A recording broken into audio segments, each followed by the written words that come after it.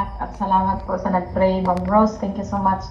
At sa lahat ng nagbigay ng time sa oras na to. So, tonight, we're going to discuss prostate disorders. Okay, salamat sa post-Sir King dahil akala ko prostate cancer lang. So, buti na lang, prostate lang inilagay niya dun sa announcement. But, ang ating pag-usapan ngayon ay lahat ng uri ng prostate disorders. Okay? So, tonight, sino po ang familiar sa prostate disorders? Meron bang ganito mga kababaihan?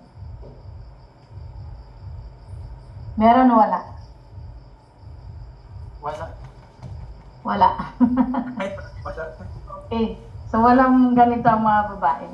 Pero mas matindi rin po ang problema sa kababaihan with regards to reproductive system. So, let's go on. Okay, ano ba ang prostate cancer? So, I hope tonight kung ano yung matutunan natin, kailangan po nating i-share sa iba. No? At least meron tayong guide, meron tayong alam kahit papaano with regards to prostate cancer. Sa totoo lang po, sa Pilipinas ngayon, sobrang dami pong cases na may ganitong problema. Now, alamin muna natin ano ba ang prostate cancer. So, ito yung anatomy, no? So, ito yung bladder. Ito yung bladder natin, imbakan ng ihi, galing sa ating kidney. Okay, pag sinabing bladder, ang laman po dyan ay mga toxins, tama? Ang laman po ng ating bladder is waste. Kaya nga, mga urea. Okay, urea means waste product, no? Na nanggagaling sa loob ng katawan natin, sa system natin, ilalabas yan kasi toxin yan at saka nakakasira yan sa ating kidney. So lahat ng nasa bladder natin ay mga waste products. Okay. And below, talagang sunod ng ating bladder, ng bladder ng lalaki is the prostate. Ito yun, prostate gland. Ganito itsura. Okay? So, let's go on. Ito yung prostate gland, ito yung bladder, ito yung tinatawag na orifice, actually auricle, ito yung ejaculatory orifice. Pag sinabing orifice, opening. Okay, yung opening, ejaculatory orifice. Okay. Ito yung Cowper's gland, ito yung opening of the Cowper's gland. So, mamaya maintindihan nyo ito lahat. Now,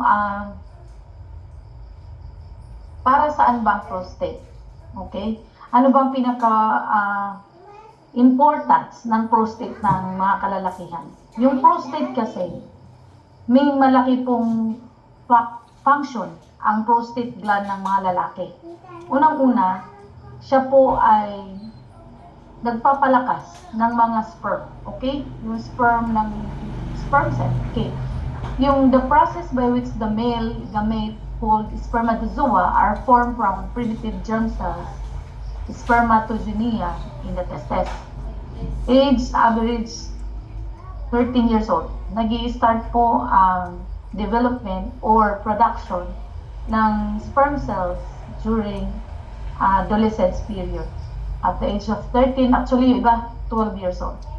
So, the entire period of spermatogenesis from spermatogonia to gonia to spermatozoa takes about 74 days. Okay?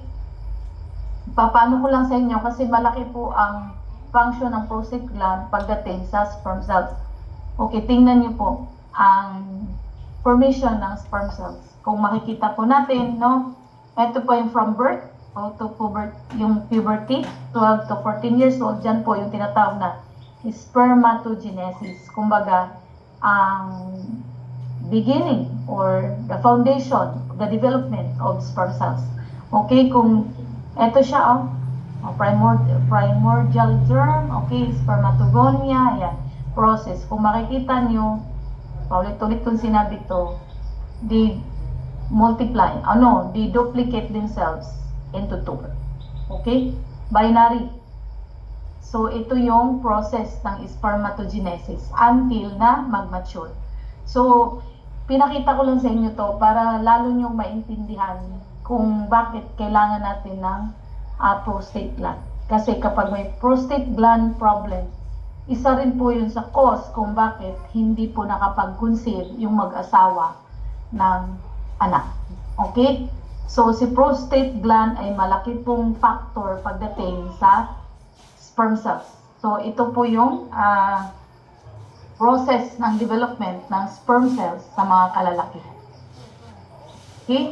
So, naintindihan niyo na po ba? Ito yung mga sperm cells. They duplicate into two. Binary. So, yan siya. Spermatogonium. Okay? 46. Why 46? Yung sperm, why 46? Because of 23 chromosomes and 23 chromosomes sa nanay, 23 chromosomes sa tatay. Okay, so total of 46. Okay? So ito yung sperm 23. So lalaki, babae, yung sa genes, doon po yun sa DNA ng isang tao. That's why total of 46. 23 from the mother, 23 from the father. Yan yung tinatawag na spermatogenesis. Number in parentheses indicate chromosomal number. Yung chromosomes from the tatay is 23. Tandaan nyo ha. Chromosomes from nanay is 23. Together, nagiging 46. Pag sumobra sa 46, yan yung mga may Down syndrome. Okay? Pag sumobra sa 46 ang chromosomes, yan yung mga may Down syndrome. Pari-pariho po itsura nila. Pati yung kanilang mga attitude. Okay, so yan yung naintindihan nyo. Kaya ako diniscuss ito kasi nga may malaki pong responsibility yung ating prostate gland. Okay? So, ito yung anatomy ng prostate gland. Ito yung bladder, ito yung symphysis pubis, okay. Ito yung prostate, sa baba talaga ng bladder. And then, yung bladder na yan, meron yung ureter. Para saan yung ureter? Okay, papunta sa daluyan ng ihi. Okay? Ito yung prostate gland, merong ejaculatory duct, okay? Seminal vesicle, ito. Okay, mamaya makikita nyo, medyo malabo itong picture ito. Wala po makuha kanina ng malinaw. Okay, ito yung sacrum. Okay, ito po yung dito sa ating spine. Okay, tingnan nyo po. Yung sacrum, ito yung rectum, tingnan nyo, halos magkadikit ang prostate gland at ang rectum. Kung makikita nyo. So, later on, lalo nyo maintindihan bakit dinadaan sa rectum yung anal, no? Anal examination. Para kapapain kung merong enlargement ang prostate. Because kung nakikita nyo, magkadikit po sila halos. Okay? Ito yung pinaka-anatomy. Right? Kaya kanina, yung sperm binanggit ko because the sperm nag-originate siya sa testes. And then, ito yung epididymis. Ito yung vas deferens. Okay, vas deferens. Mula dito, paakyat. And then, dadaan siya sa bladder, sa ibabaw ng bladder. Nandiyan ang vas deferens. Okay, dito. Okay, paakyat. Vas deferens. Tapos, seminal vesicles. Dito, vesicles. Parang mga grapes. Okay. Then, after that, ito yung tinatawag na ejaculatory duct. Okay. Ejaculatory duct. Dadaan siya sa prostate. And then, saka i-ejaculate. Okay? So now, I hope may na-picture out na po kayo. Ganyan po itsura sa loob, ha? Ayan siya. So, ang haba ng vas deferens na pagdadaanan. Okay? So, male reproductive organ. Of course, sa mga kalalakihan lang po ito. The primary sex organs, testes are the primary sex organs or gonans in males. Doon naggagaling ang formations ng sperm. Okay? And then the accessories organ, ito yung kaninang binanggit ko, the seminal vesicles, the prostate gland, urethra, and the penis. So yan yung mga reproductive organs ng kalalakihan. So what is prostate? Ito yung malinaw na. Okay. Ito yung testes, kung saan dyan po ang formation ng sperm cells. And then dadaan siya sa epididymis for maturity. Okay, maturity. And then aakyat siya sa vas deferens. Okay, tingnan yung vas deferens. Ang haba ng travel. And then, dadaan siya sa seminal vesicles. Papasok siya ngayon, yung vas deferens, papasok ngayon sa prostate, and then hanggang paglabas. Okay. Prostate gland is a walnut size. Walnut. Okay, nakita na ba kayo ng walnut? located between the bladder and the penis. The prostate is just in front of the rectum. Yan. The urethra runs through the center of the prostate from the bladder to the penis, letting urine flow out of the body. The prostate secretes fluid that nourishes and protects the sperm. So, ang function po ng prostate ay naglalabas. Pag sinabi secret, naglalabas siya ng fluid that nourishes and protects the sperm.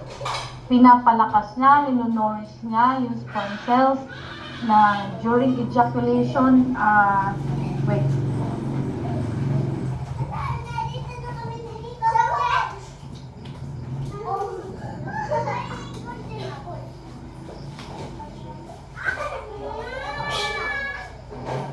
Ay, kayo maingay. Ako nagre-record doon. Huwag kayo maglaro sa Okay. kabila. Hala, So, ba't muna kayo doon? Kabila. Ingay kayo.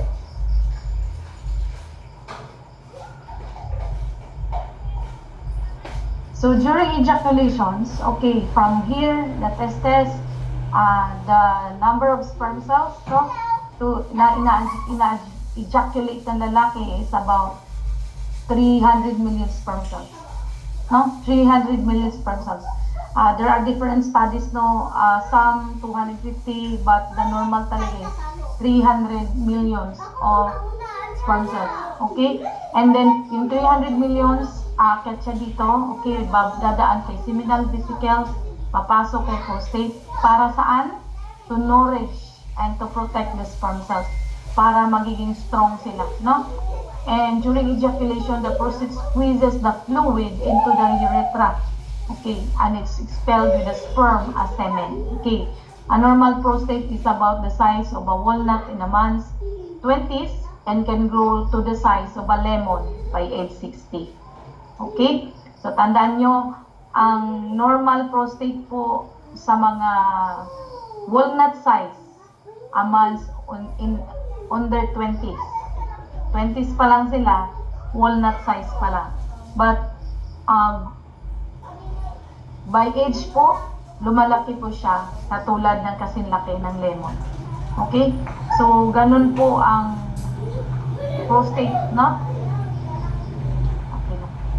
Ganun po ang prostate size, no, ng ating mga kalalakihan. So, what is the normal weight and size of the prostate? No, ito. A healthy adult prostate weighs around 20 to 25 grams. Okay, tandaan nyo ha, 20 to 25 grams ang normal weight ng mga adults. Approximately 4 centimeters wide, 3 centimeters high, and 2 centimeters thick, 4 by 3 by 2. Prostate can be measured on a size scale. A small prostate has a volume of 30 ml to 40 ml and a weight of 20 grams to 70 grams. Okay? A medium prostate has a volume of 40 ml to 80 ml and a weight of 20 grams to 125 grams. And a large prostate has a volume of 40 ml to 100 ml and a weight of 40 grams to 125 grams. So, nagbabari po according to the sizes. Okay? Conditions such as benign prostatic hyperplasia can increase the size and weight of the prostate by up to 5 times its normal size. Okay, so hindi pwedeng sabihin natin na basta ang kalalakihan is 20 to 25 sa normal adult. But different po ang size in every prostate of a man. Depende. May small, may medium, may large. So small, 20 grams to 70 grams. So ito po yung mga weight and sizes. Okay? So, problems affecting male genitals and urinary system are generally difficult areas for both the patient and the nurse to deal with because of the sexual nature of the male anatomy. It is important to realize that sexuality is a natural part of each of us as human being and should not be avoided when we provide care to patients. So, para sa aming mga medical, this is very much normal. We need to care, no? Because this is part of health po, lalo na sa ating mga tatay, ating mga kalalakihan, sa ating mga asawa. Hindi po kabastusan to. This is normal po. Okay, the prostate gland sits at the base of the bladder and wraps around the upper part. So ito na po yung kanina. The primary purpose of the prostate is to provide alkaline secretions to semen and to aid in ejaculations. So hindi po makapag-ejaculate ng maayos ang isang lalaki kapag may problema prostate, because the prostate is squeeze the fluid ano niya sa urethra para sa to aid in ejaculations. Okay? So may malaking factor po ang prostate with regards to ejaculations. So the prostate does not contain any hormones. Wala pong hormones ang prostate. Okay? However, men fear that prostate problems and treatment will cause problems with their erections or their nature, their sexual activities. Yung iba sasabihin nila, kasi matanda na, bumagsak na siguro ang testosterone, ang androgen, okay, and little estrogen. Meron pong little estrogen ang mga kalalakihan na. So, wala pong hormones ang prostate. Wala po. It does not contain hormones, okay? What is prostate gland? Gland secretes a thin, milky fluid that makes up about 30% of semen. Okay, yung mismong inajaculate ng mga kalalakihan, yung parang semen na parang may milky fluid, yung parang milk ang color, that is from the prostate gland. Yan po yung milky fluid. And it is about 30%, no? Ang binibigay ng prostate to nourish the sperm cells and to protect the sperm cells is 30% of semen, and it gives it a milky appearance. Yung parang puti, yan po yung galing sa prostate gland. It contains a clotting enzyme. Okay? It contains a clotting enzyme which thickens the semen in the vagina, increasing the likelihood of semen being retained close to the cervix. So, yung merong clotting enzyme, ang trabaho niyan, para yung semen, siya yung get closer to the vagina and nire-retain niya close to the cervix para mabilis ang paglangoy, mabilis ang swim ng mga sperm cells going to the ovary sa babae. During ejaculations, muscles in the prostate gland contract, adding their contents to the fluid passing through the genital duct. Yan yung trabaho yan po yung trabaho ng ating prostate gland. Is squeezing, contract, adding their contents to fluid passing through the genital duct. Okay. How often should a man ejaculate? Should ejaculate, no? There does seem to be a protective effect in that more frequent ejaculation correlates with less prostate cancer. Alright? This is according to the study, no? But up to now, tuloy-tuloy pa rin yung study nila, but they found out, no? In that more frequent ejaculations correlates with less prostate cancer. The common number given is 21 times a month. Okay? Parang dumami na yata. 21 times a month because one study used a group that ejaculated 21 or more times a month and compared them to a group that ejaculated far less frequently. Okay, they made a study, no? Yung mga 21 times daw ejaculation in a month ay less ang prostate cancer. But other studies, no, 3 times a week, total of 12 in a month is normal. Okay, but here, to have less prostate cancer cases, parang gawin yata niyo itong 21 times, no? But that is not a magic number. Based on limited research, it seems to be a good goal, with more having little added benefit and less meaning more rest. The research is ongoing on this, something frequent ejaculations are more important. So parang ang dami. Actually, doon sa isang book na nabasa ko, 3 times a week sa mga kalalakihan is enough, and a total of 12 in a month. But in this study, 21 times, no? So, parang nakagulat. 21 times. So, i-divide nyo na lang yan into 4 weeks. So, parang, ang sabi dito, correlates with less prostate cancer. No? Bakit kaya? Okay, balik ko. Mamaya na lang siguro, kasi may papakita pa ako sa inyo. So, ito naman, according to San So Miao, one of the leading physicians, so they have different studies, no? Pero siguro mas, depende na rin siguro sa mga kalakihan na susundin. One of the leading physicians of ancient China recommended that men attain good health and longevity by ejaculating twice a month. Parang mas maganda-ganda yata to. Mas good news ito mga kalakihan. As long as they ate healthy and exercise, he also offered the following more specific guidelines. Okay. A man at 20 can ejaculate once every 4 days. So, once every 4 days, 30 divided 4. O yan. A man at 30 can ejaculate once every 8 days. A man at 40 can ejaculate once every 10 days. 50 every 20 days. 60 should no longer ejaculate.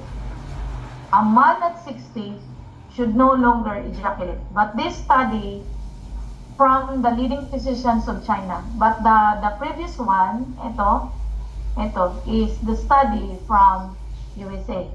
Okay? So, depende na po sa inyo, mga kalalakihan. Why we need to ejaculate?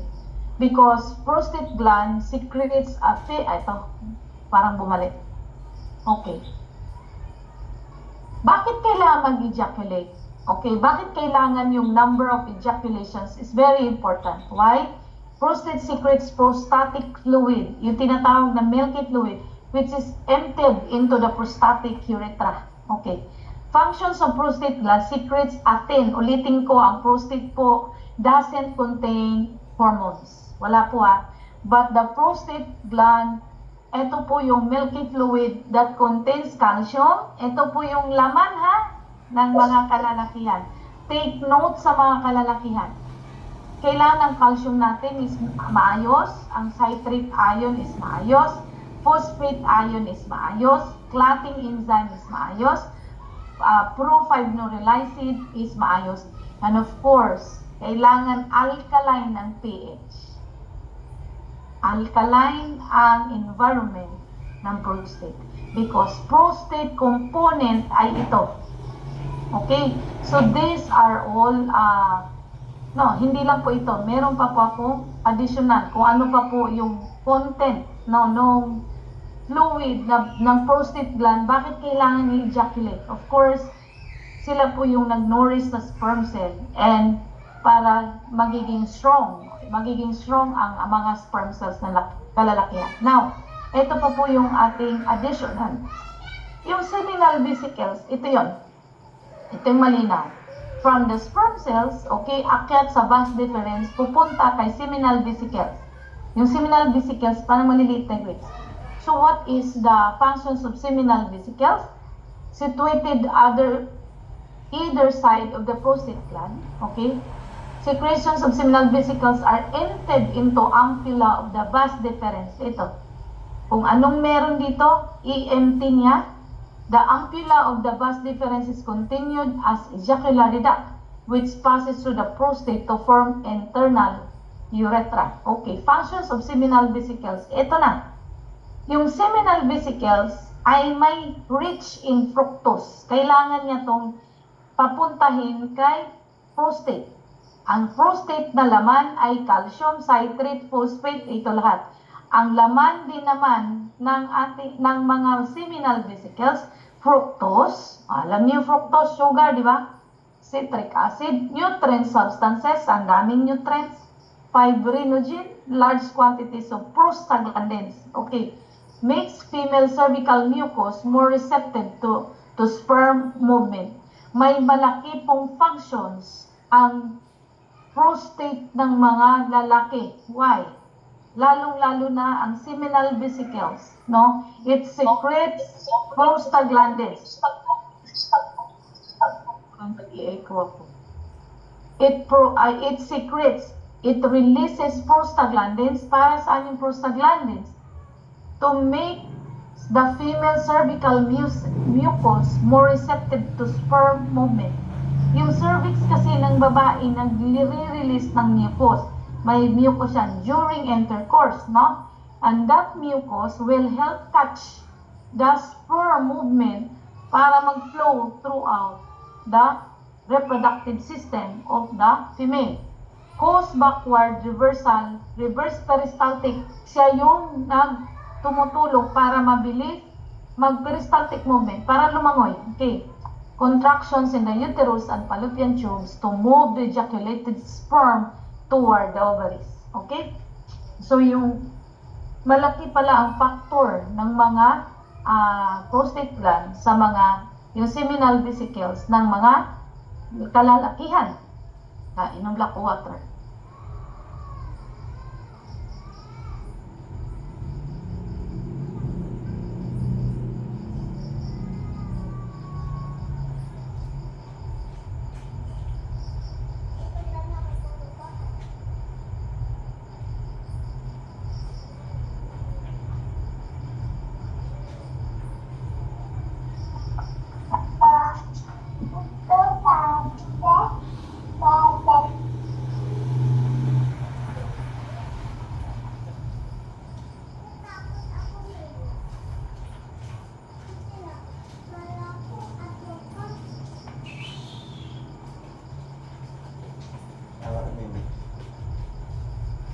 Okay. So, kailangan ng ejaculations ng mga kalalakihan because this seminal vesicles is, yung contents po nila ay fructose, ito po sila lahat. Now, kapag hindi nila yan magawa, remember, yung,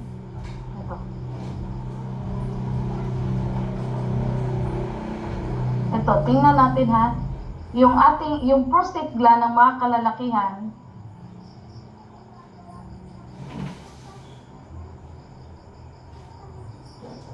okay, kailangan kong iyan. Yan. Yan siya. Yung prostate gland, galing, di ba nakadikit ang urethra? Ito yung ejaculatory orifice. From the seminal vesicle, ilalabas ang seminal vesicle papunta dito sa prostate.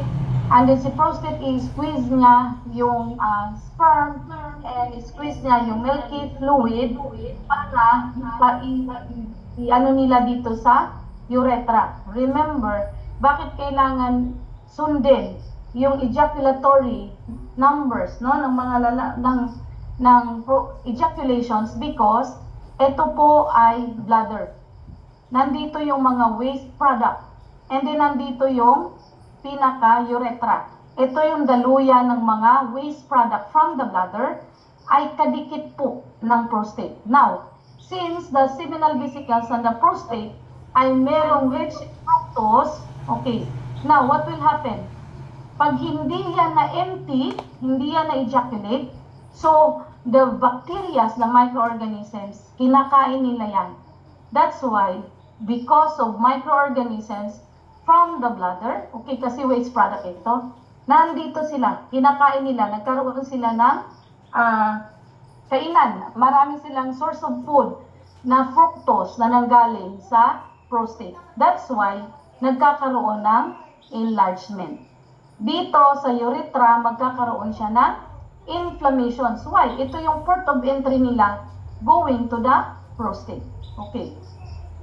Kaya ko sinabi yung normal ejaculations para hindi siya maipon. No, hindi siya maipon dito sa prostate, yung mga fructose at yung iba pang content ng seminal vesicles and the prostate, kailangan niyang ilabas or else, ang kakain dyan yung mga microorganisms. That's why, ito yung port of entry nila, yung urethra mismo. Then, pag naandyan na yung mga bacterias, dahil naandyan yung mga food nila, source of food, that's why nagkakaroon ng inflammation ang urethra. And then nag-uumpisa na din yung mga UTI. Kaya nga UTI, urinary tract infection. So ito yun, sa urethra. Okay? So now, I hope naintindihan nyo na po kung bakit kailangan mag-ejaculate ng mga kalalakihan.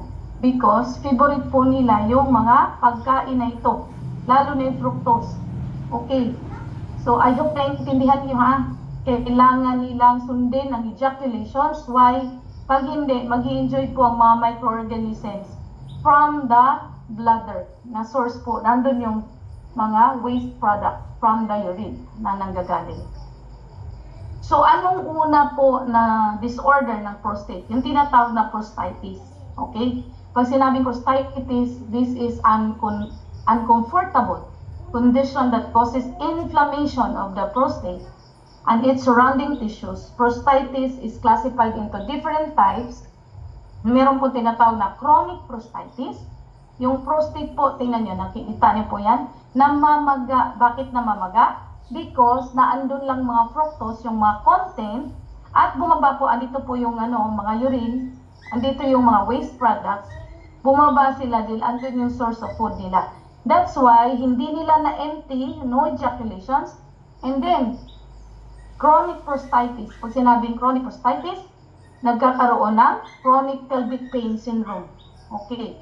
Yung prostate, chronic prostate enlargement na, and then acute bacterial prostatitis. Chronic bacterial prostatitis. Merong chronic prostatitis, merong acute and chronic. And then asymptomatic inflammatory prostatitis. Pag sinabing asymptomatic, wala pong nararamdaman na any signs and symptoms. Now, ito siya, yung asymptomatic inflammatory, non-bacterial. Okay? Yung acute sa chronic, bacteria po ang cause, the microorganisms. Bumaba sila kasi andun yung source of food na kay prostate because of the fructose and other components. Nagkaroon sila ng pagkain. But the asymptomatic inflammatory is a non-bacterial, hindi sa bacteria. An important theory about non-bacterial prostatitis include the increased content of creatinine. Now, tandaan natin, hindi lang po lahat ay bacteria ang cause ng pagkaroon ng prostatitis and even prostate cancer. The increased content of creatinine. Okay, this is toxic. Okay, lalabas yan dito sa lahat ng creatinine. Okay, ibababa yan dito sa bladder, sa ihi natin, sa ihi. And that can cause inflammation of the ureter. Okay, ureter, yung sa ureter.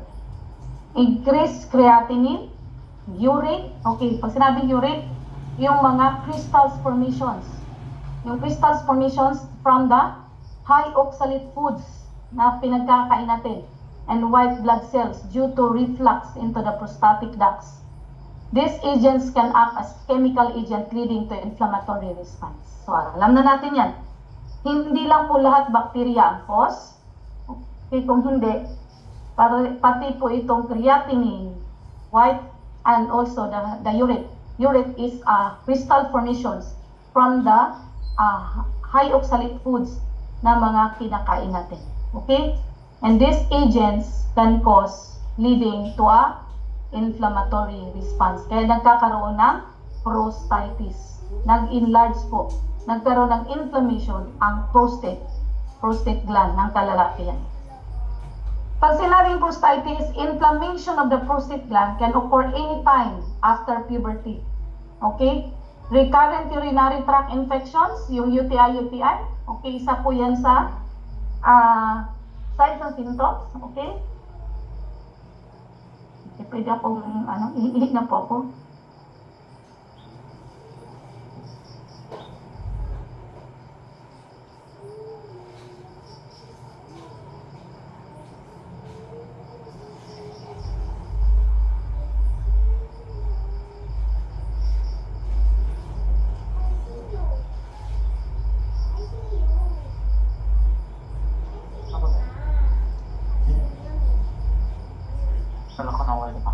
Okay, so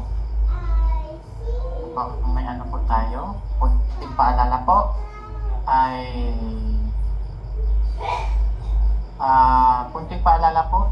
yung ingat po tayo sa sa ating mga mic pa-mute po tayo para po iwas tayo sa distraction sa presentation ni Doc. And yung mga tanong po natin is right after po ng presentation ni Doc. At ang tanong po natin is, lahat po is regarding lang po doon sa topic natin ngayong gabi, yung prostate, okay? So, yun lang po.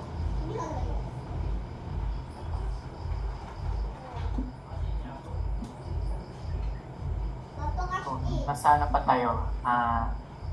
Hindi pa tayo dumatang, marami pa to. So, parang nakita ko, nasa ano tayo, 93 slides. So, grabe ang preparation ni Doc nito. Kaya, antabay po tayo hanggang sa dulo po. Hanggang sa dulo po ng ng ating presentation. Okay? So, samahan niyo po kami hanggang matapos po ang ating presentation ngayong gabi. Okay? So, maraming salamat. At tayo po ay parami. Okay? Okay. So, i-welcome muna natin si Sir Sonny. Hello, Sir. Magandang gabi. At si Mark, Sir Mark, at si Ma'am Marisa Labrador. Hello, Ma'am. Magandang gabi. At si Ma'am Mary Ann. Kung makikita yung ni Ma'am Mary Ann, last May. And sino pa yung mga bagong dumating?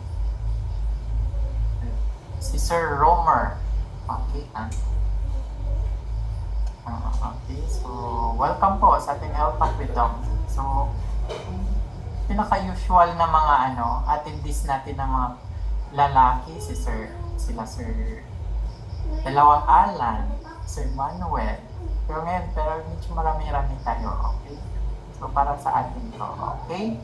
So, thank you so much at samahan niyo po kami hanggang dulo natin. Session ngayon. Okay, so thank you so much.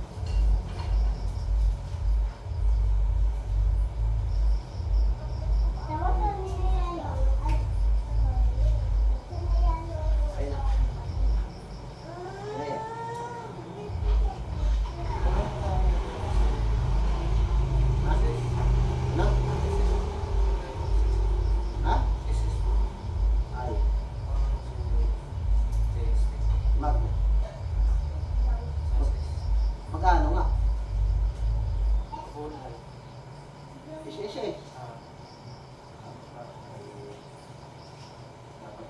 Di ka pumunta sa SSS.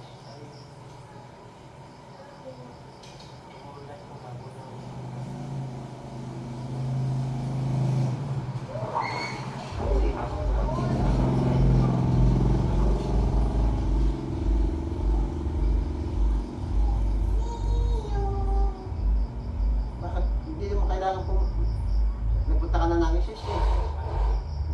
Magpapa-schedule ka. May SSS sa bayan na eh. Oh, ano daw ba? So, kakainom ko ng tubig. Ihip. Hindi ka rin maalam na eh. Pag infections, hindi po normal yun, ha? Ba't nag-aapit Okay, pag sinabing UTI, hindi po normal yun. Bakit ito? Nino? Okay, epididymitis, yung epididymis, nagkakaroon ng inflammation.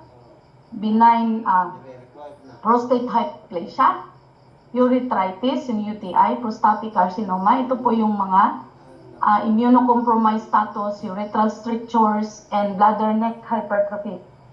Problem may be chronic or a single acute episode. The inflammation causes the prostate gland to swell, resulting in pain, especially when standing. Okay? Bacterial prostatitis is the common in older men. Okay, bacteria. Okay, caused by bacteria, yung prostatitis. Di ba kanina sinabi ko merong tatlo? The acute bacterial, the chronic, and asymptomatic. Okay. It results in edema and inflammation of all of the part of the prostate gland. So, kung lahat ng prostate gland na parts ay nagkaroon ng edema o pamamaga or inflammations. The bacteria primarily responsible for infection, yung bacteria ang pinaka-primary responsible for infection are gram-negative organisms such as E. coli. However, gram-positive gonococcal bacteria may also play a part. Okay? Yung gonococcal, it is a sexual problem na, no? No, yun po yung isa sa cause, no? Yun yung mga gram-positive bacteria. But usually, ang pinaka-cause ng prostatitis is yung E. coli, kasi favorite nga po nila yung fructose. So, bacteria ascending the urethra, ascending infection from urethra, and then the chemical damage secondary to the reflux of the urine through prostatic and ejaculatory ducts. Infected urine refluxing from the bladder into the prostatic ducts. Bacteria in the blood or lymph supply to the glands, surgical instrument, or other forms of urethral trauma. Yun po yung mga etiology. Doon nanggagaling. Sign and symptoms. Ano ang pinakaunang sign and symptoms ng prostatitis? So, lahat ng prostate namamaga. Complaints of urgency. Yung palaging parang naiihi. Palaging naiihi pero pakunti-kunti. Hesitancy and dysuria. Gustong-gustong umihi. Pero walang ihing mailalabas. Sabi nga ng iba, kahit konting tulo lang, no, ng ihi, mas maganda na daw ang pakiramdam. So, yun po yung signs and symptoms ng prostatitis. Complaints of urgency, parang palaging naiihi. Then yung frequency, madalas. And then, hesitancy and dysuria. Andun na siya, hindi pa rin makakaihi. Due to the location and role of the prostate gland, the patient may complain of low back pain. Palaging masakit yung back. Perineal and post-ejaculation pain. Okay. Pag may ejaculation, masakit. May also complain of fever and chills. Ito po yung signs and symptoms ng prostatitis. Alright. Papaano yung diagnostic test? DRE, Digital Rectal Examination of the prostate. Ginagawa po yan sa hospital. The prostate gland is examined by a healthcare provider, insertion of the gloved finger into the rectum. Ito po ay yung kanina, yung ipapasok yung finger doon sa rectum. And then makakapan nila na may inflame o namamaga because mabilis po, halos magkadikit na po ang rectum at ang prostate. The examiner may find a warm, okay, medyo mainit, then irregular, swollen, painful prostate gland. Okay, patutuwa rin yung isang lalaki, okay, or kaya sideline, depende po. Mararamdaman nila medyo mainit, and then irregular, swollen, namamaga, and then masakit. No, may complain yung patient na masakit. Anong diagnostic test? Urine culture, of course. Or the prostate gland may also massage the prostate gland and order unexpressed prostate secretion. Meron pong ginagawa yung mag-ejaculate yung isang lalaki para ma-examine, no, yung prostate, yung condition ng prostate. Test can be revealed bacteria and a large number of white blood cells. Okay. Bakit may white blood cells? Remember, si white blood cells po ang para silang nagkumpul-kumpul to fight the microorganisms. Kaya, pag test, mataas po talaga ang white blood cells. Mataas talaga kasi may presence of bacteria. Sila po yung nagpa-fight. Acute bacterial prostatitis is usually treated medically with antibiotic therapy. Okay, yan naman talaga laging ginagawa. So, hindi na natin ito banggitin kasi these are the treatment doon sa mga hospital settings. Pwede naman po, pero para yung lalong-lalo na yung iba, sobrang swelling na, kailangan po ng emergency management. So, you can use this kind of treatment. No? Sorry.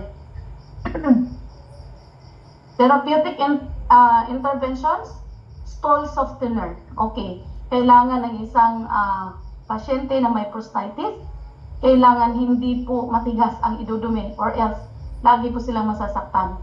Warm sitz baths, prostatic massage, ito po yung mga therapeutic interventions. Pwede po yung gawin. Diet changes such as decreasing spicy foods and alcohol. Bawasan po ang mga spicy foods and pati yung pag-intake ng alcohol. In some cases, prostate surgery is necessary to remove the obstruction. Yung iba talagang matindi na, hindi nila kakayanin yung pain, then they can undergo surgery.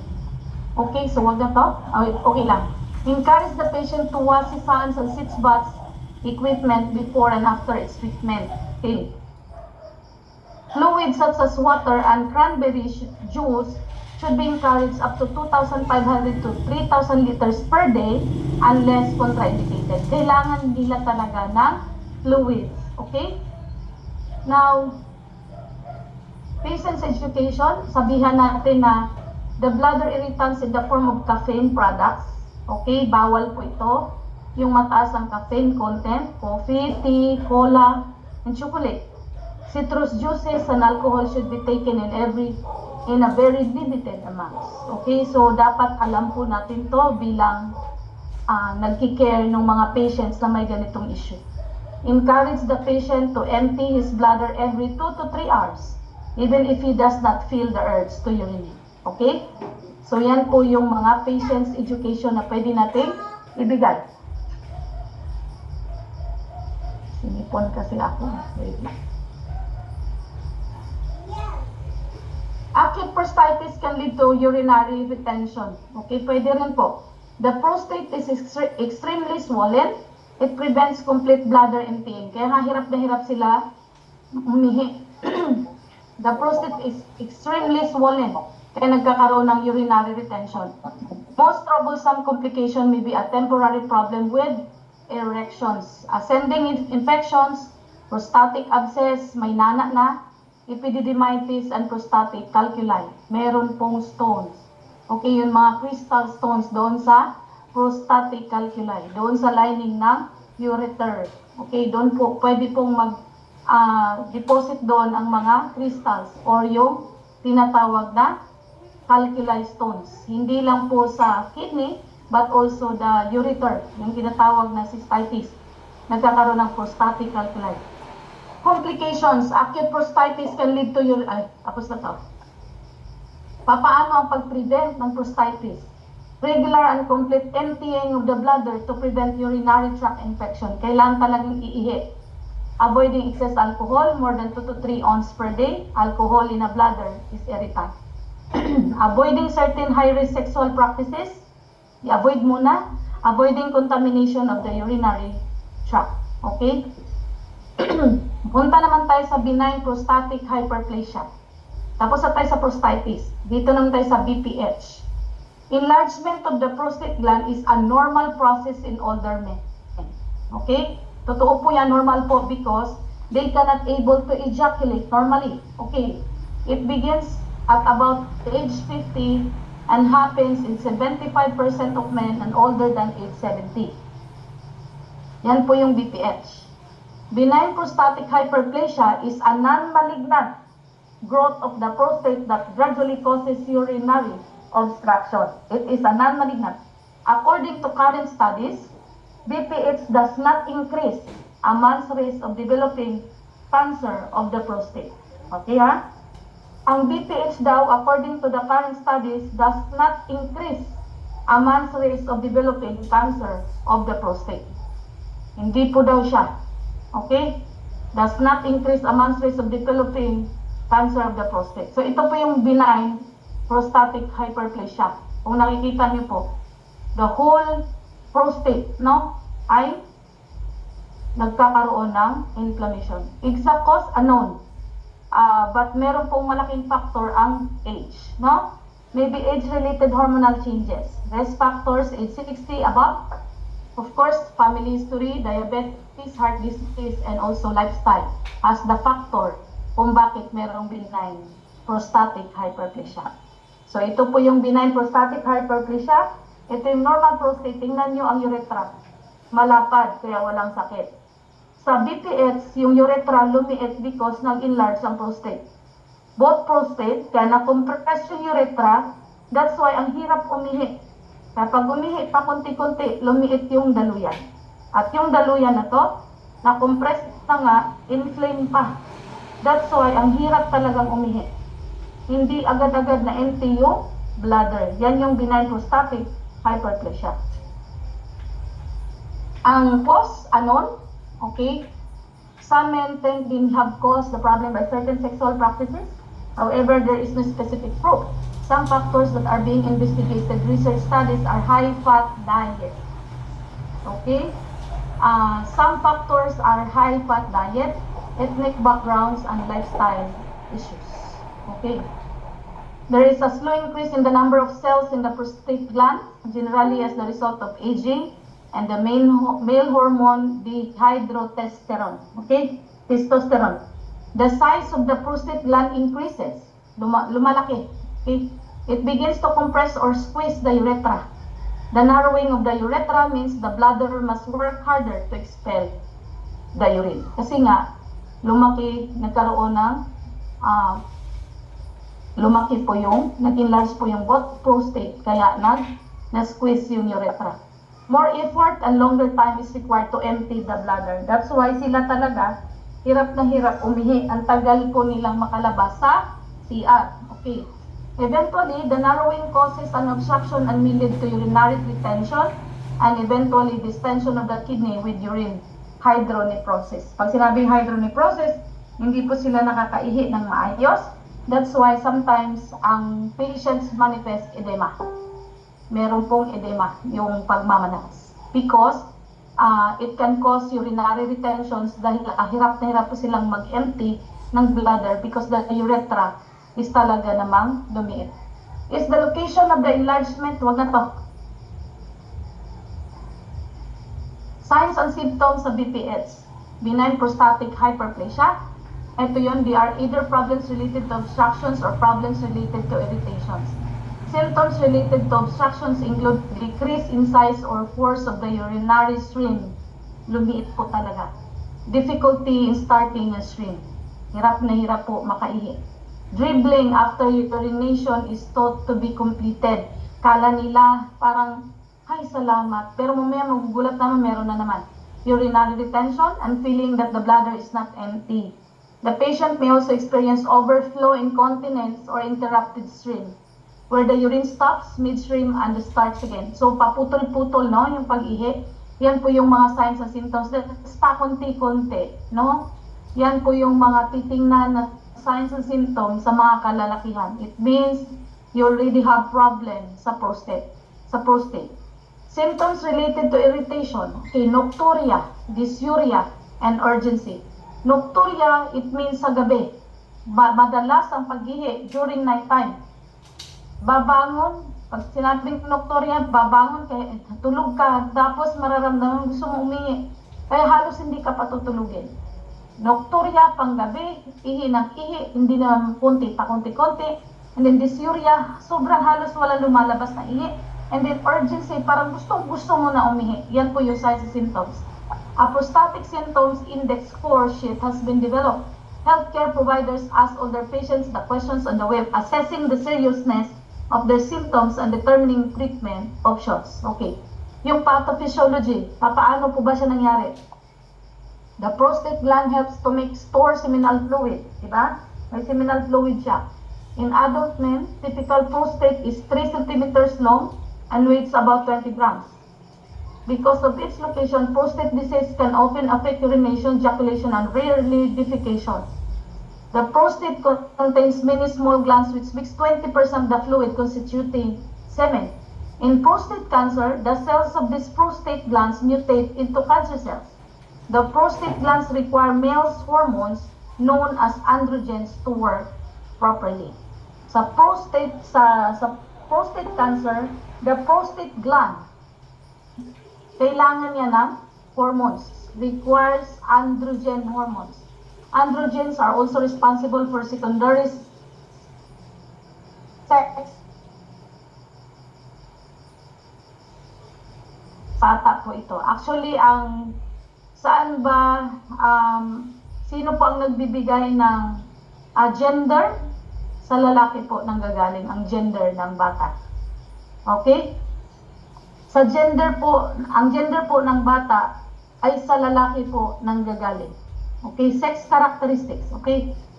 Prostate cancer is classified as an adenocarcinoma or glandular cancer that begins with normal semen-screening prostate gland cells mutate into cancer cells.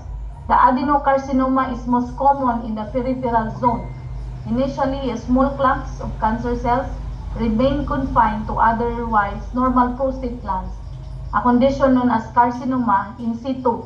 or prostate intraepithelial neoplasia. Yun yung tinatawag na PIN. Okay?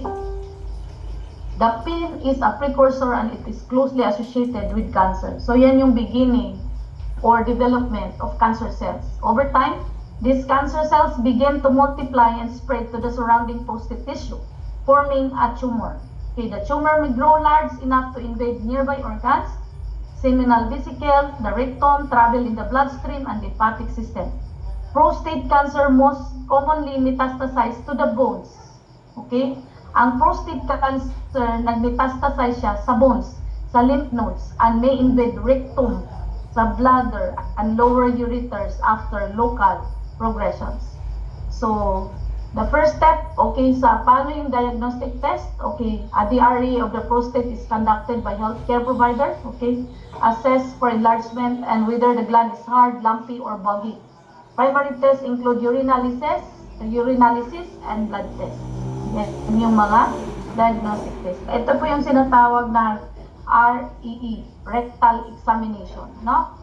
So, dyan po pinapasok yung finger, okay.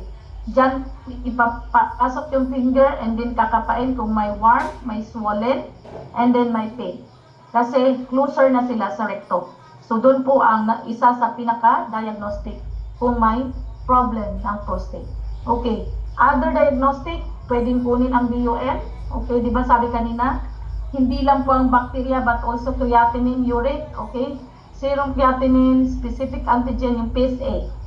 Levels may be elevated. Okay? Wait.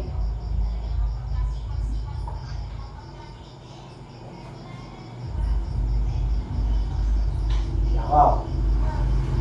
Okay, ang PSA levels, depende po yan sa edad. No? Oh. 50 to 59, no? 40 to 49, 3.5 ngm per ml. 50 to 59, 4.5. 60 to 69. Okay, 60 to 69 and 60 and 69, 6.5 up to 70 to 79 years old. 6.5 mg per ml. Okay? So, yan po yung nagbabari po according to age, yung PSA level, yung range. No, hindi po yung, ito yung normal PSA level.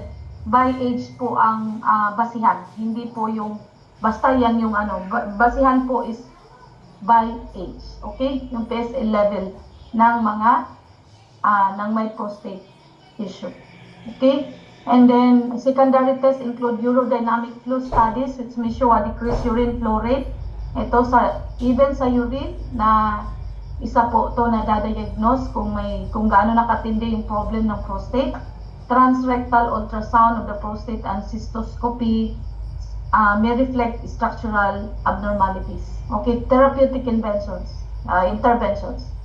If the patient has no symptoms or only mild ones, okay, the most current medical approach is watchful waiting. So, pag sinabing, sorry ha, wala na po akong tigil kakadagdag.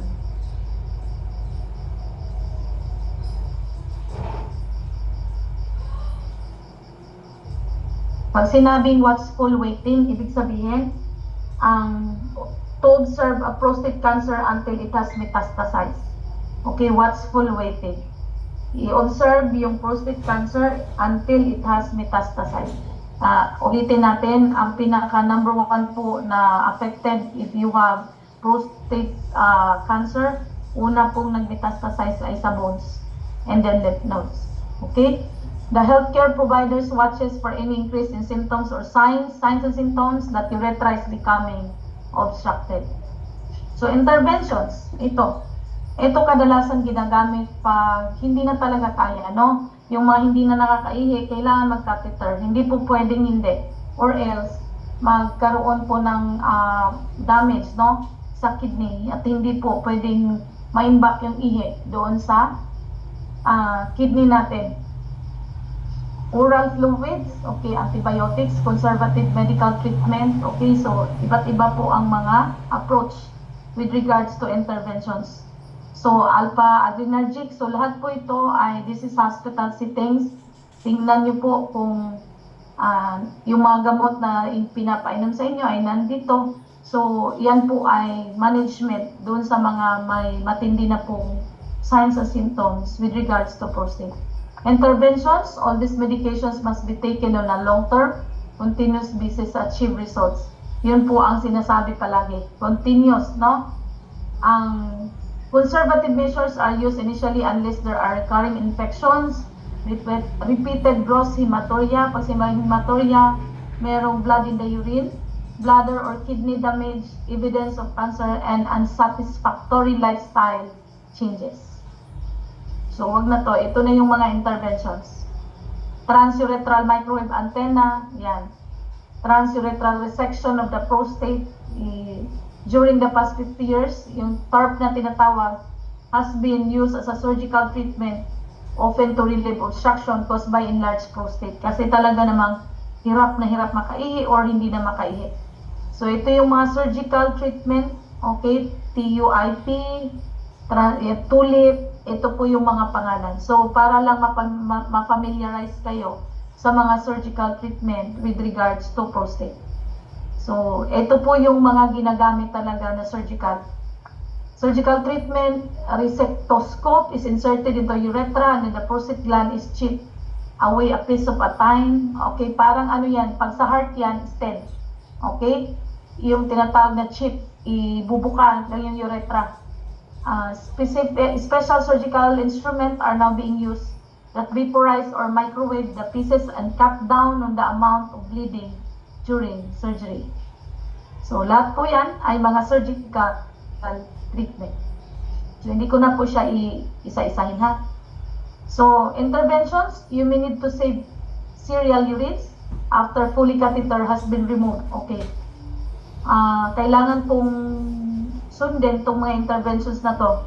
To do this, each time the patient urinates, save some of the urine in a transparent cup, line up the cups in order, usually on a shelf in a bathroom. Ang ina-advise po kasi yan na pag umihi, talaga namang mag-ano ka ng konting urine, tapos i-ano mo siya, i-align, i-line up mo siya according to kung anong oras mo kinuha yung mga urine, no? This shows whether the urine is becoming progressively less bloody and clearer with its void. So, ang ibig sabihin kasi nun, titingnan kung talagang meron pa bang dugo during pag-ihi. So, yun po yung purpose nito. So, kumuha ka ng cup tuwing umiihi, kuha ka ng konting ihi, and then ikuan mo, isunod-sunurin mo. Yung iba nga po, nilalagyan ng oras, no, kung kailan. And then, pag-test, malalaman kung merong progress. Kung meron na po bang development, kung wala na bang kasamang dugo, no? Complications associated with prostate surgery. So, of course, meron pong complications include clot formation, bladder spasm, and infection. Of course, they are prone to infections talaga. Less common complications may be urinary incontinence, okay, hemorrhage, and erectile dysfunctions. Now, retrograde ejaculation is a common side effect of prostate surgery. Dapat, pag may prostate surgery, pinagbabawal po talaga yung retrograde ejaculation. But, hindi po ito maiwasan. When any of the prostate gland is removed, there is a decrease in amount of semen produced and a part of the ejaculatory ducts may be removed. The result is less semen is pushed outside the body and instead it falls back into the bladder. Okay? This causes no harm. The semen is simply passed during next urination. So, ganun na. Erection, ejaculation, and orgasm.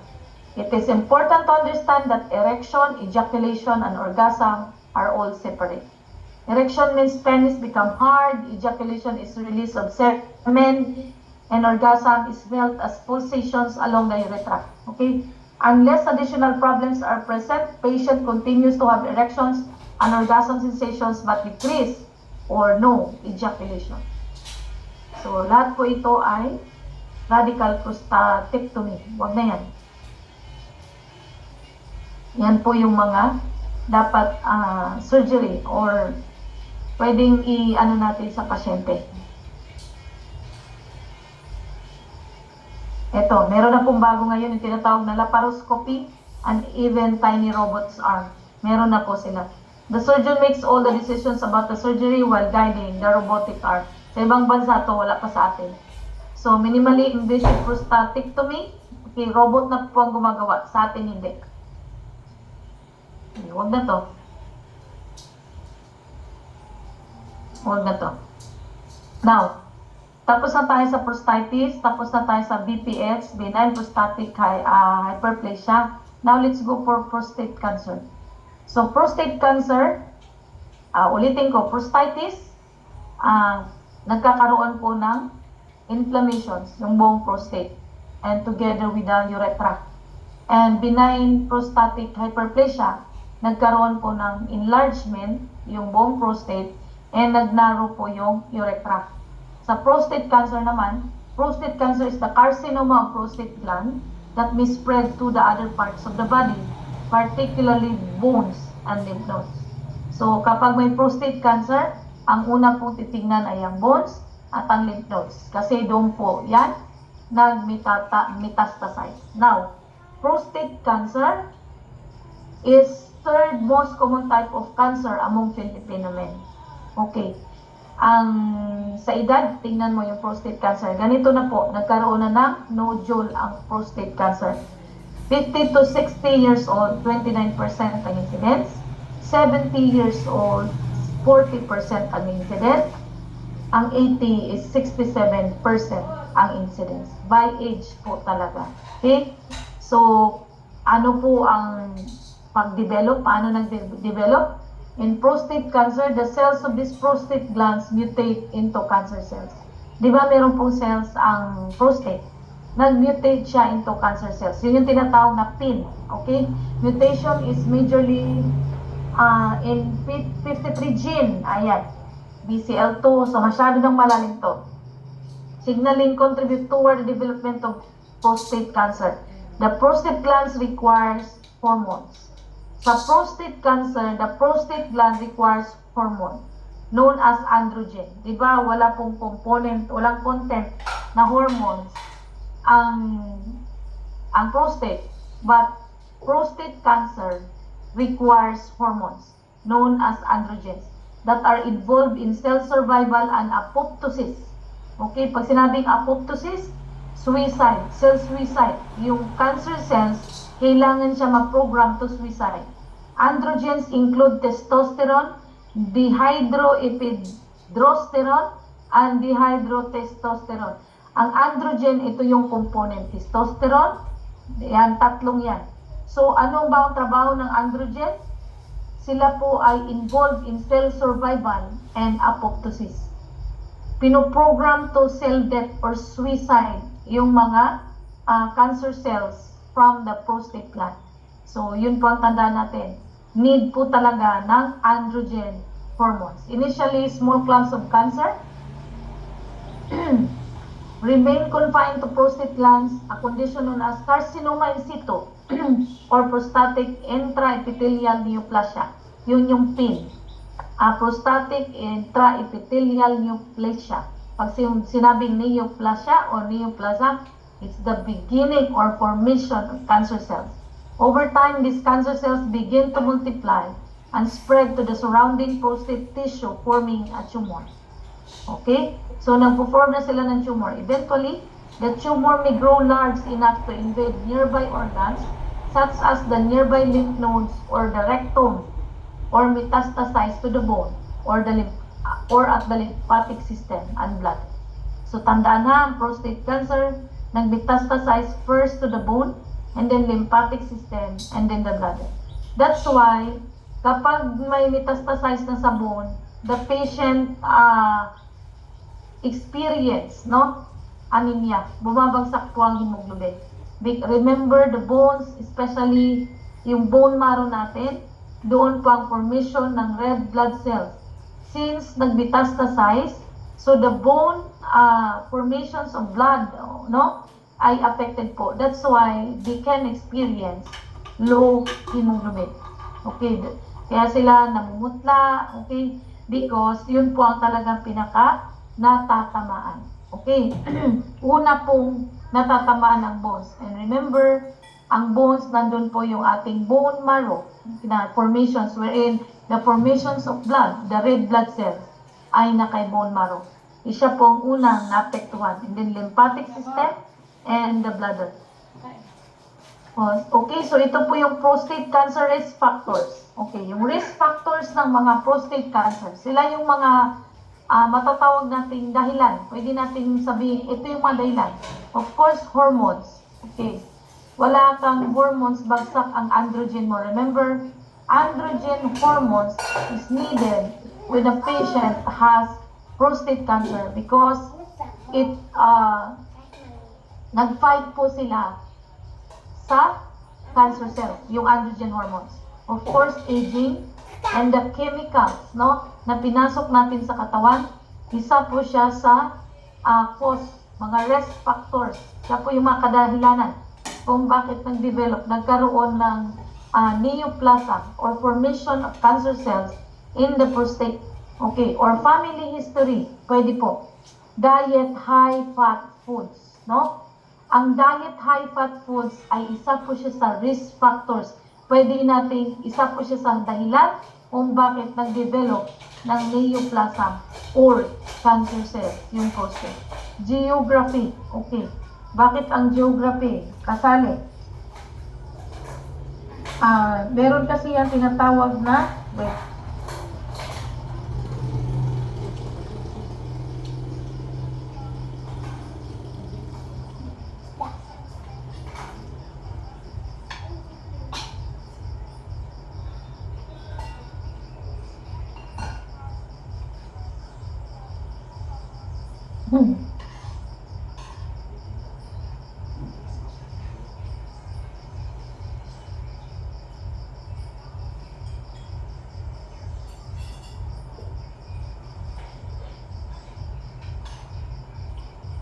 Okay. So, genetics, the gene changes, yung genes, race and ethnicity, inherited syndrome. Ito po yung mga risk factors kung bakit nakaka-develop ng cancer cells in the prostate. So, siya po ang mga kadahilanan. Risk factors, okay, ano pa? The causes of prostate cancer remains elusive. Obesity, yung edad, family history, lower levels of vitamin D. Okay. Lower levels of vitamin D ay malaki pong factor kung bakit nagde-develop na prostate cancers. Okay? So, prostatitis. Ang prostatitis po can also lead to prostate cancer. Okay. Too much inflammations na hindi po na-address can lead to prostate cancer. But remember, BPH is halos hindi po leading to prostate cancer ang may BPH. Elevated levels, blood levels of testosterone. Pag sobra din taas ang testosterone, siya po ay isa sa factor kung bakit nagde-develop ng cancer cell ang prostate. So, symptoms of prostate cancer. Mga symptoms. Of course, weak or interrupted urine flow.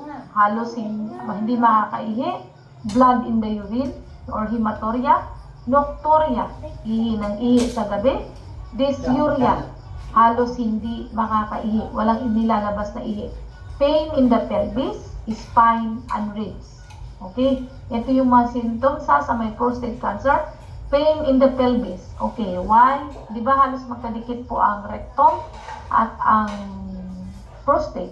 At nandun po yung tinatawag na sacrum. Nandun yung ating yung horse tail ng ating spina. Okay. Lymph edema, yung mga lymph nodes ng mga may prostate cancer ay namamaga po sila. Nagkakaroon ng edema. Renal insufficiency. Halos hindi po sila nakakaihi. So, prostate-specific antigen blood test, yung PSA. Prostate-specific is a protein produced by the prostate gland. All men have a small amount of PSA in their blood and it increases with age. Prostate cancer can increase the production of PSA, and so a PSA test looks for raised levels of PSA in the blood that may be a sign of condition and its early stage. Gaya ng sinabi ko kanina, ang PSA ay nagbabari po sa Edad. Wait lang.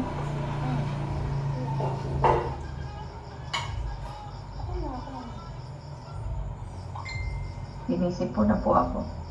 Okay, tandaan natin. 40 to 49 up to 2.5 NJ per ml. Okay? 50 to 59, 3.5. 60 to 69, 4.5. Madali lang siya. 2.5, 3.5, 4.5, 6.5. Kapag 70 to 79 years old. Yan po yung normal PSA. No? Normal range of PSA according to age. Isulat ko na lang kayo dito. Gusto nyo? Para maano nyo? Or hindi na?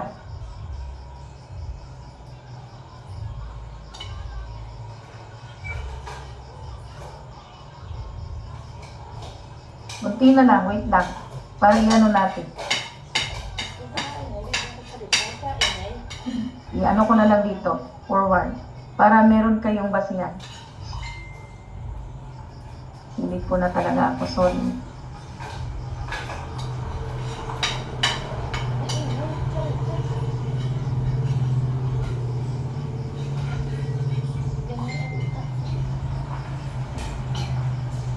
Kita niyo na.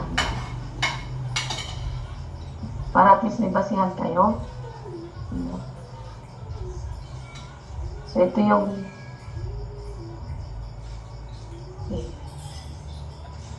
tinatawag na prostate-specific antigen blood test, no? Dito makikita, prostate cancer can increase the production of PSA, and so PSA test looks for rest levels of PSA in the blood that may be a sign of conditions in its early stage. So, ito po yung normal PSA values according to age, no? According to age. Ito po yung basihan na normal PSA. So, kung hindi naman ganun kataas, no? Pwede pong, huwag po masyadong pag-alala. Okay? Kasi, i-address natin yung inflammation, no? Ang pinakamatindi pong unang i-address is the inflammation. Why? Kaya hindi siya nakakaihi. Because nag-narrow po yung uretra. Yung ureter. Nag-narrow because of the enlargement or because of yung nodule. Kung may nodule na po yung prostate. PSA should usually be below 2.5. Mostly PSA levels up to 4. So, wag na to. Okay, wag na yan. Kasi ito na po yung PSA normal values according to age. So, kapag alam nyo na ito, so alam na natin i-identify kung may problema na ang prostate. Yung, ulitin ko, prostate-specific antigen blood test. Ang tawag dyan, PSA. Now, digital rectal examination, yung DRA, yung kanina. Okay, isa din po yung sa ginagamit, hindi lang sa BPH, but also doon sa may prostate cancer. And then of course, biopsy. Actually, hanggat maaari, wag na mag-biopsy. No? Kung gusto nyo, pag meron kayong may presence na ng nodule, much better po ipaano na lang agad. Ipa-opera na lang agad para at least after operation, pwede nyo na siyang ipa-biopsy. After operation, hindi yung i-biopsy muna nasa loob. Biopsy is just a confirmation if it is benign or malignant. Okay? Ano ba? The lower the score, the less likely the cancer will spread. So, ito yung tinatawag na Gleason score. So, hindi ko na ito ibibigay sa inyo. Or ano pa ba ang other diagnostic, para makita natin kung gaano na kalala yung sitwasyon. Pwede mag-undergo ng MRI or CT scan. Pwede po. To access the extension into the bladder and lymph nodes for staging the cancer and to evaluate bone metastasis. Huwag po natin kalimutan. Ang una pong metastasis kapag may prostate problem cancer ay yung bone and the lymph nodes. No? So, yun po ang lagi pong i-ano natin, tandaan natin. Prostate cancer prevention. Okay. A disease is as common as it is unpredictable. No? Unpredictable talaga siya. Okay, wait lang.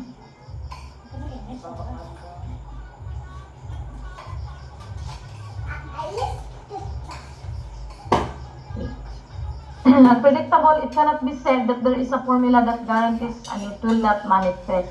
However, some studies indicate that certain measures can help prevent prostate cancer. Adopt a diet rich in fruits and vegetables. Di ba kanina, risk factor po ang high fat diet. No? Risk factors kay, pag sinabi saturated fats, yung mga pagkain na galing sa mga restaurant, galing sa mga fast food, ayan, maraming saturated fats. Avoid. Practice regular exercise. Okay, perform periodic medical checkups, especially after the age of 40 and 50. Alright. So, tapos na po tayo sa ating types of prostate disorders. Unang-una, prostatitis. Pag prostatitis, ano nga? Nagiging inflamed yung prostate and especially the urethra. That's why meron palagi UTI. And then, number 2 is BPH, benign prostatic hyperplasia. It is a benign prostate, no? And very rare that can lead to prostate cancer. Number 3 is prostate cancer wherein the prostate cells nagde-develop ng cancer cells. Okay? So, meron po akong mga risk factors kanina. I hope na nakuha niyo po yun. So, paano po ba ang ating product makaka-address ng ating issues na to? I have a lot of problems no, na encounter with regards to prostate disorder. A lot na po, no, madami na. Sa Cagayan, meron na po, marami na po akong nagiging na-encounter na patients na may mga different types of prostate disorders. And I thank God, ang ganda po ng result nila after po nag-follow ng tamang management. Okay? So, how does red pine help or treat the cancer, prostate cancer? Where ang prostate cancer po, it has nodules. Tama? Kapag nodules na po, nag-form na po ng tumor, remember that the component of red pine, especially the terpene, okay? At ang dami pong terpenes ang ating red pine with different subtypes, no? Ang dami po niyang family. Sinabi kasi natin sa presentation terpene lang, but actually, the family of terpenes are all this, no? At lahat po yung terpene na yan, ay may kanya-kanya po silang trabaho. And then, kung makita niyo po dyan, ang dami pong mga anti-tumor, pumilin, okay? Geranium, okay? Diba, antibacterial na po, eucalyptol, delta-3, okay? Anti-inflammatory. Since, remember, prostatitis, BPH, ay lahat sila, and even prostate cancer, ang number 1 po is inflammation. Tama? Nag-uumpisa sa inflammations because of bacteria. There is what we call the acute bacterial inflammations and the chronic inflammations. And the other one, yung hindi po bacteria. Okay? So, caused by high creatinine, high uric, okay? So, terpene ay sobra pong powerful that can able to address the inflammation. And of course, it can also address the tumor formations.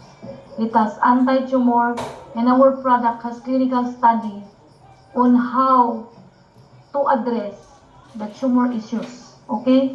And sa kabutihan po ng Diyos, I have a lot of issues na po ng mga pasyente na nagka-encounter ng ganito. And I thank God the products really works then.